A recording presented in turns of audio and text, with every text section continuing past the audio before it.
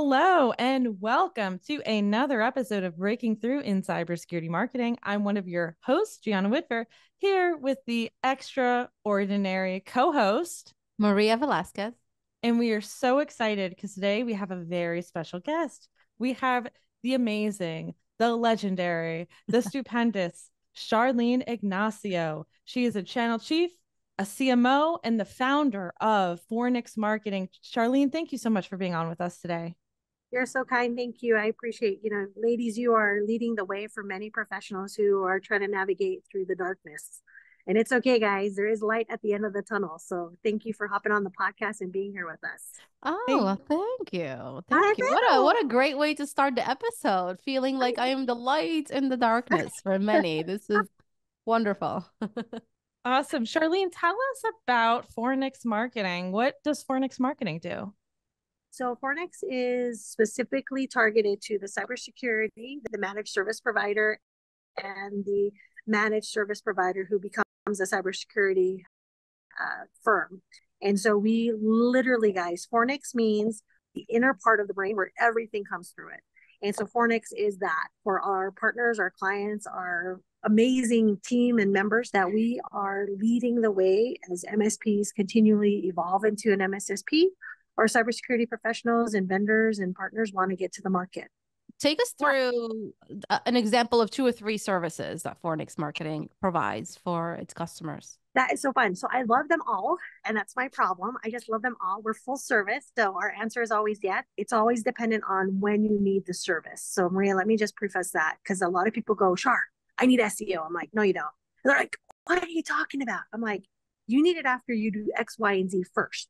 Because it won't matter if I do SEO, because it's not going to have what I consider the results that you want. So Maria, the first thing that we love to do is globally grow companies. So a lot of our vendor partners want to grow either from international into the US market or US market into international waters. So we do that for them. We do that with our eyes closed. We just love it. There is a rule. I have to believe that the CEO and the company believes in their product. Like, I don't even take a conversation unless I have that first conversation to vet that out. Second is they have to be really serving a problem. They're really having to solve a problem that our end user is dealing with. And if those 2 things happen, man, it's magic. It is magic in my world. The second service that we love to do is take an MSP and convert them into an MSSP. And that is really hard to do, especially when IT and technology has just been kind of focused only on that. And when you're trying to bring in, security solutions, bring that into their stack and then provide, another revenue stream like remediation of services, MSPs are really having to adapt to this new landscape. So we love to do that. The third thing that I love to do, and it has my heart and my soul, is coaching and training. We coach up the marketing team of our clients' companies. We coach up individuals who are trying to figure out what career path or become a channel chief. We try to train them so that they know quickly what to do and what not to do. And if I could do that all day, guys, I would totally do that all day. It has my heart, because I feel like when someone says, Shar, that strategy has helped me contribute, or we're growing our company because of it, or we're adding 6 figures to our bottom line, then I've done my part. Because there's so much to go around. You don't need to feel like, I hate to say this, but people are like, oh, I don't want to tell my strategy. Why not? Like, if it's good, share it. Help us. Help each other. Yeah. Yeah, I love that. I like that school of thought of, watch your competitors closely, but don't obsess over them, and don't obsess over what they're doing and whether they're joining your webinar with their Gmail, like if you feel like you have something that is unique, even if it's comparable technology or services, you can still have a good value compared to your competitors, and plenty of efficiency, plenty of business in the market. Co-opetition most of the time works best. Mm-hmm. You like to build people up to become channel chiefs, but you yourself are a channel chief. You have experience as a CMO. You have all this amazing experience. Can you tell us your journey? How the heck did you get here? I think it goes back to my upbringing. So being from Hawaii, it's all about community. It's all about relationships. When you're in Hawaii and you're dealing with a hurricane or maybe an earthquake, I mean, your best friend is your neighbor. Like, you have to know how to work with people. You have to know that we're in it together. And so I think I had a foundational plan, I think, from the very beginning, that community was everything to me. People were everything to me. Achieving goals together was powerful. But this career path has had its ups and downs and all around. Like, it is a part of a journey. And I think a lot of people who want to become like this channel chief or chief executive or C-suite professional, it's a process. You don't just sign up for it and be like, hi, I know the things.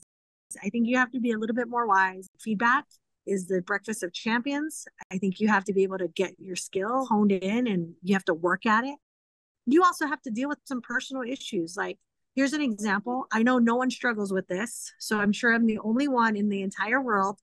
But sometimes you feel like, I'm not good enough. I don't know enough. I don't have the resume, or maybe I don't have, this is terrible, especially on a podcast that's recorded forever and ever. You feel like you're comparing yourself to someone else. And that's part of the journey that you have to overcome. In order for you to do more for your clients and your team, you have to overcome your own barriers to success. Because it doesn't matter what skill set I teach you on this podcast. It doesn't matter what training I provide you. It doesn't matter until you accept it, until you can adapt to it, until you can say, I want that, and give yourself permission to get it. Go after it. Amazing. That's true. So many of us have imposter syndrome, and deserve it or not, likely Right? not. Yeah, totally true. What was the before you became channel chief, Char? What was that pre-step before you entered into this C-suite role? So before the channel chief, I was chief marketing officer. That was the role that really launched me into that. And here's the reason why: because I could understand the win to the fourth formula. So this is something that I coach on. This is something I talk on. When you win, your company wins, your client wins, and the customer wins. Once you can achieve that in your career, guys, channel chief is a natural progression of you and your role. Because a lot of times as a CMO, it's like, well, I just need to get more leads. That is not your only role. There is team building, there is collaboration, there is a cross promotion between you and the CRO. Like, there's a lot of moving parts that have to happen. Until you can master the win to the fourth formula, which I truly believe is the gateway to all channel chief opportunities, you're always going to miss a step. And that's the reason why, Jana, I feel like a lot of people are like, sure, I want to be a channel chief. I'm like, it is not overnight. It's not a degree seeking role. It's not I'm going to be doing it because I told myself. That has nothing to do with it. It's the contribution you have to the community that you have to bring to the table first before you can go in there and start taking.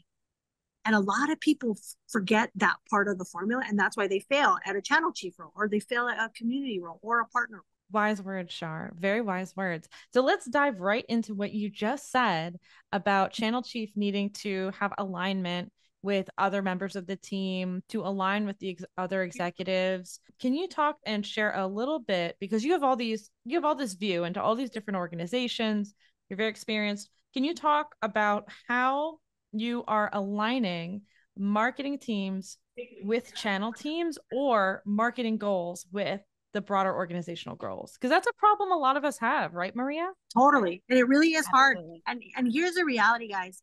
The goal of my role is the same goal as the CEO. That alignment has to be first and direct, because that's really what I consider my obligation and my responsibility. Is what is the CEO's role? Whatever role he has in the company is the same role that I need to have in regards to my deliverables.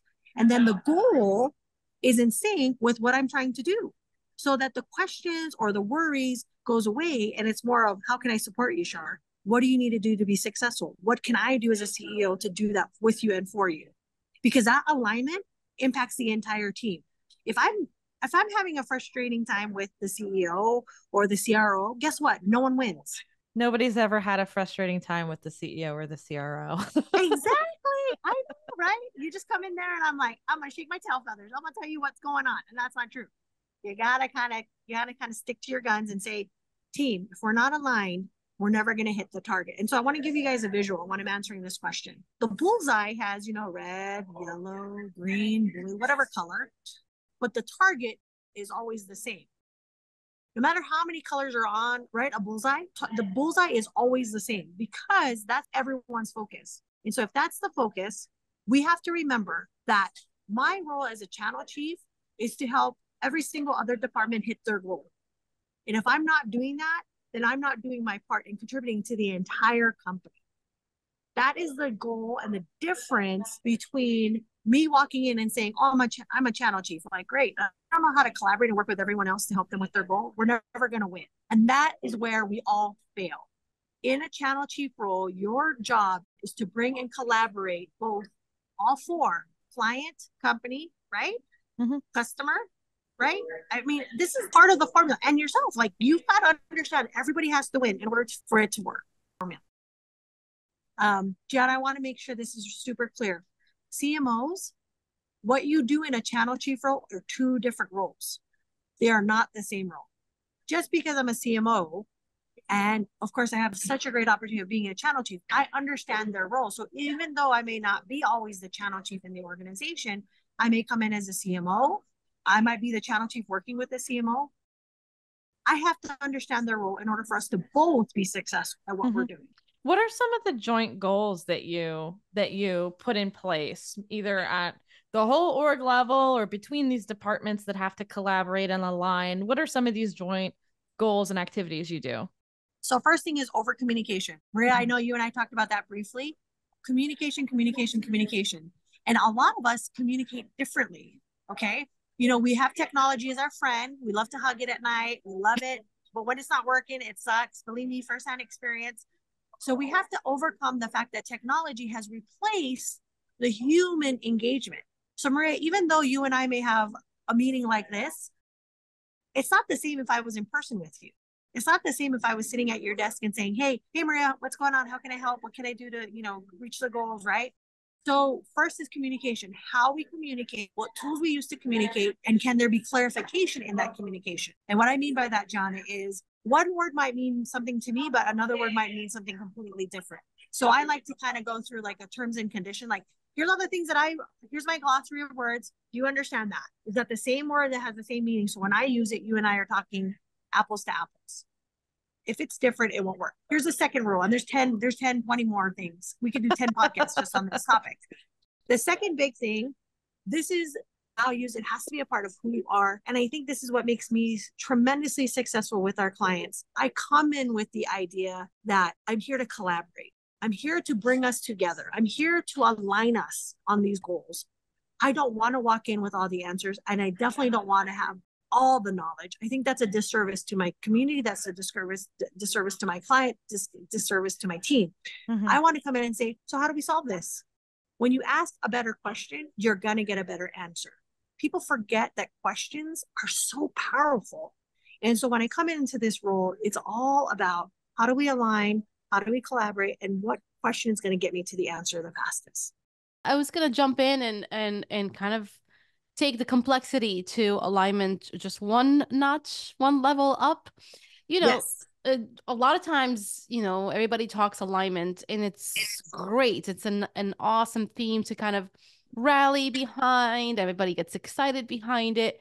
But when it comes time to execute and actually apply that methodology of alignment, it's hard because a couple things, factors of company changes, their trajectory. Now the goals are different.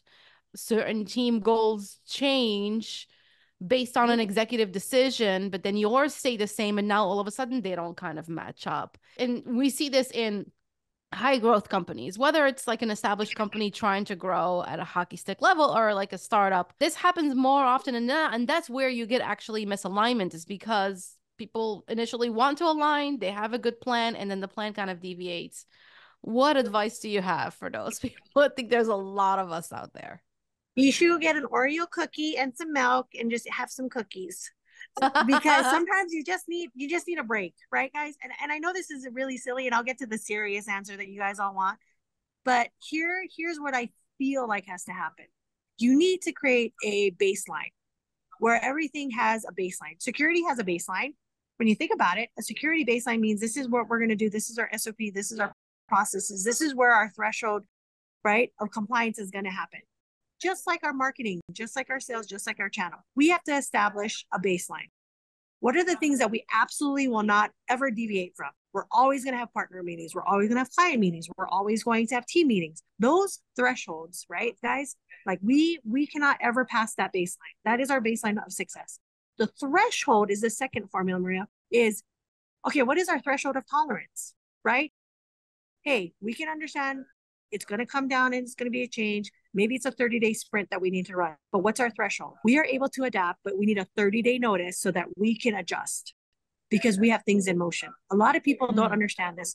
And this is one of my black book secret sauces that I use is, what is my threshold that I have to establish as a team so that when we get on each other's nerves or when executives come down or VC money gets brought in and these expectations are getting changed, what is my threshold? And I say, guys, what's your threshold? Char, we need 45 days before they change the strategy. Okay, then that's our threshold.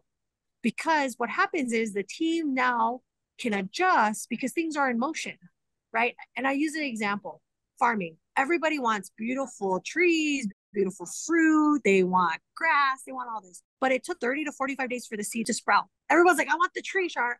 Okay, let's start farming so we can harvest. So the threshold, guys, you have to think in that visual. If you can establish that as a team, what is your threshold? What is your baseline? Then everyone can adapt to change. Because Maria, sense. I don't know about you, but I love the story of the Titanic. The reason why companies like the Titanic in size were really hard to pivot in COVID is because they weren't adaptable. Smaller companies who had an adaptation, who had a threshold, who had a baseline, could quickly make changes to their company. And what happened is they survived. Half of the other companies died. I agree with you. And I think there's something to be said about hiring the right people for that kind of environment. Yes. Some people do not do well with change. And some people cannot work in an agile environment where okay, I just focused 45 days on this and now I have to drop it because it's no longer a priority and I need to focus on something else. That person needs to be like cold as ice. Like, all right, oh, well, moving on. Now this is the new focus. And it can't really weigh in on them because then that would hinder productivity and enthusiasm about this new idea that they need to focus on, right? You need to be that kind of person. Let's start off with Oreos. Let's have some milk and Oreos. Guys, you know what? It's going to be a long haul. Let's just start off with some cookies, some candy, because we forget that it's hard. Yeah. Change is hard. Adaptation is hard. People are hard. Like, built differently. We all deal with things differently. And Maria, you said it the same. Change is really hard in an environment, especially if someone is not. So maybe their role or their seat on the bus needs to be changed in order for us to be successful, because marketing and channel change is a constant, right? And maybe that's part of the environment, but we can control some of those things, which is our baseline and our threshold. And then from there, we can change and adapt as it needs. I love that. I also love that it does protect the current work that is happening on the marketing and channel team. It says, hey, things, we're building the plane as it's flying, but we've built the wing. And I don't want to take the wing off yet until we at least get 45 days of having a wing in place, because we literally just pivoted another 45 days ago. I like that it provides both the adaptability and agility and flexibility, but also protects current investments, because nothing will work if you just change your whole strategy and what you're doing and your priorities every single day. Exactly. And that's why I'm saying maybe, after this podcast, someone goes, okay, guys, what is our threshold? That is a powerful question, because everyone will be different.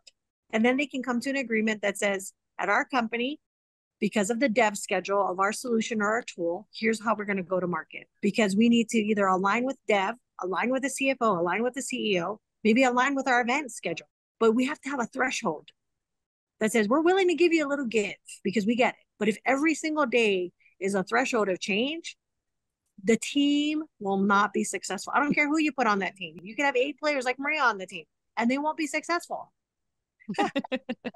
For the listeners, Maria's going, oh, thank you. Oh, thank you. Sometimes it depends on the weekday. Sometimes I feel like a C, D, sometimes F. But, on a Friday, I do feel like an A. That's a great point. Even your most adaptable people won't be able to adapt to such frequent changes. So that threshold's really such a great idea, and something that our listeners can definitely take away and start using to protect themselves and their teams. You hinted on another point, and you did too, Maria, on team building and hiring for agility. I think Yes. there is an unspoken component of team building in that A players, right? And everyone listening is an A player. So this is what we're talking about you. Don't worry. A players are able to adapt, are driving strategy forward, are working on alignment, are able to work within and through change. An element of hiring folks who are able to go with the flow with this threshold and be able to adapt and change. Charlene, what are some strategies for fitting in people into an existing team that make sure that they are good fits? So I always go back to the hiring process, right? I think first the conversation has to happen with the hiring team. And when you make a recommendation of, hey, we need to hire this person, I think they have to look at the dynamics of the team. Because usually, if you're dealing with it at the team level, that means that there wasn't a process done in the hiring process. And so you're kind of fixing a problem that should have been avoided. So that's the first thing, is always make sure that when you're putting this request of hiring someone, that they also have in there, these characteristics, these personality things that need to be a part of the decision. Because you would hate to bring someone in who's totally like introvert and the entire team is extrovert. Like that is not a formula for success. They won't have a good time. No, they won't at all. Here's the other side of it, guys. And this is probably the biggest pain point. Everyone has a different expectation of their career. And so I think that needs to be part of the questions being asked, and the answers have to be listened to at the interview stage, is like, what is your career path? If this company isn't promoting and this person's like, I need to get promoted, they're not going to stick around long. They're not going to be there for the long haul. Maria, they're not going to be here for change. They're like, forget this, I'm gone. And so if you're thinking people are like, hey, I'm here for another year, 2 years, this is my next goal. I'd like to get to marketing manager. Hey, I'd like to get to C-suite executive. And they know upfront that this is not the environment. You're alleviating a lot of problems before they become a problem. Now, let's say you're in the mix and you're like, Char, we've got this team. I always say realignment is necessary. So I think if that's the goal of whoever's the managing, team member who's managing the team, they have to be able to say, we need to realign. And we do this very often in our own teams. Like, hey, we're realignment, move the people on the bus. This person seems to be winning better at this. Let's change them. And we have an upfront conversation.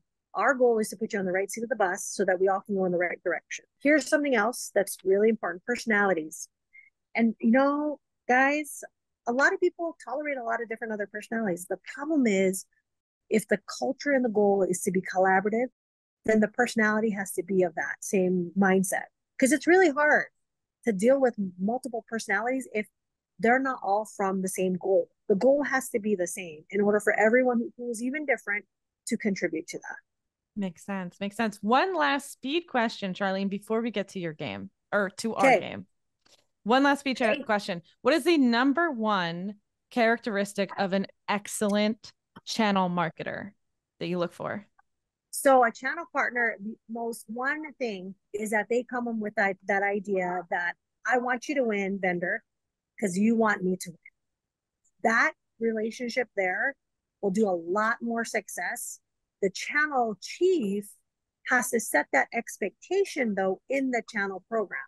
Mm-hmm. That if the partner can walk in and say, wow, they are here to help me win. I want my vendor to win. I want my client to win. And I want the company to win as a whole. What happens is magic starts to happen. Everyone will think, well, how can I win? Or maybe that deal's not good for me. I don't want to do the deal. And that will stop what I consider problems coming in that could have been avoided. So it's not reactive, it's more proactive. So coming in with the idea that, are you of the win to the fourth power strategy? If not, we're not a good fit. And being able to say that and walk away from a deal if it's not a deal. Just say, no, we're not a good fit. Not because you don't think they're awesome and amazing, but if you don't have these four things in this win to the fourth power formula, we will lose every single time. It's still a lose. Makes sense. Amazing. All right, Charlene, we have a few minutes for our game. Maria, you want to explain the game? Okay. Yes. So Charlene, both Gianna and I will take a guess and figure out what you would be doing today for work, for a career, if you weren't currently channel chief, CMO, cybersecurity, B2B tech. So entrepreneur. An entrepreneur. So we usually have some wild guesses. Sometimes they're pretty on point and creepy. And yeah, so and then you at the end you tell us which one was closest, or if we both did miserably bad, then Okay, all right. okay, cool, awesome. Okay. So why don't I go first, Gianna? Go ahead. Charlene, you give me the vibes of a kick-ass like basketball coach for a women's team, right? I Oh, think yeah. you would literally take, a rookie team from small town America to the nationals and be this inspiring story for a Netflix film. Who knows? But that's the vibe that I get from you. Oh, Uh, yeah. I love that. Okay. Yeah. It doesn't have to be a Totally. basketball, by the way, like a sports coach. Yeah. I totally have coached national teams, international teams, high school teams, state teams. I've taken people to state titles. Yes, I've actually done that. And yes, Wait, that's been my give back. really? Yes, Oh my totally. gosh. Okay, well, let's see. So I'm gonna guess now, although Maria was like literally spot on. So Charlene, I think you would have a TV show. Oh, I yeah. think you would have a Oh. morning show. It'd be like Morning with Char or something, and you'd have like a co-host, but also like you'd invite all these celebrity guests on, and you get to chat with them and share with them, and maybe even like talk through their problems. And oh, maybe you'd be like not like Dr. Phil, but like Dr. Ignacio. Yeah. That could be a good one There you too. go. Yeah, That'd it So be could be so like awesome. could be like the wake up call with Charlene. So yes, then you just like lay down as raw of an advice as he gets. yeah, Here's your wake up call. You need I to love do better. that. yeah. Hey You'll make guys, Brad we should Pitt. launch it off. Here's the Yeah. I love that. That is fun. Exactly. You'd make Brad Pitt cry. So, Charlene, who won? Who is more right? Actually both of you are right because Maria, I've done that before, and that's totally like what they bring me in to coach up people, to train people. People hire me to do that. That's totally what I would totally be doing. And then Jana, that is something I would love to do, is actually have a show like that where it's like, how do we do better? How do we serve more? How do we give more? How do we share our failures and our bumps and bruises so that we can inspire someone else to know that it's okay to have bumps and bruises? So you both win. You're both winners, guys. Yay, it's a tie. Yay. Wow, we've been tied lately. Yes. We've been doing a good job. All right, Yes. Charlene, thank you so much for being on the show today. Where can people find you if they want to reach out and learn more about Fornix Marketing or the work you do? Oh, well, come to the community, right? We're here in the community. We love them. We're in Slack. Reach out to me. LinkedIn is a hot place for people to message me and connect. See me at a speaking opportunity. I'm speaking all across the country. But I'm just really normal, guys. At the end of the day, I love making friends everywhere I go. So reach out to me, connect. You'll probably hear a little bit about Hawaii. You'll probably hear a little bit about how much food I love to eat. But I just love people. So I want to make new friends. So reach out to me and connect. Sounds good. Thank you, Charlene. And thanks to our listeners. Remember to subscribe wherever you listen to podcasts so you can get alerted of a new episode that drops. And remember, a new episode drops every Wednesday. And give us as many stars as possible and tell your friends in marketing about this show. And see you all next time. See you soon. Thank you.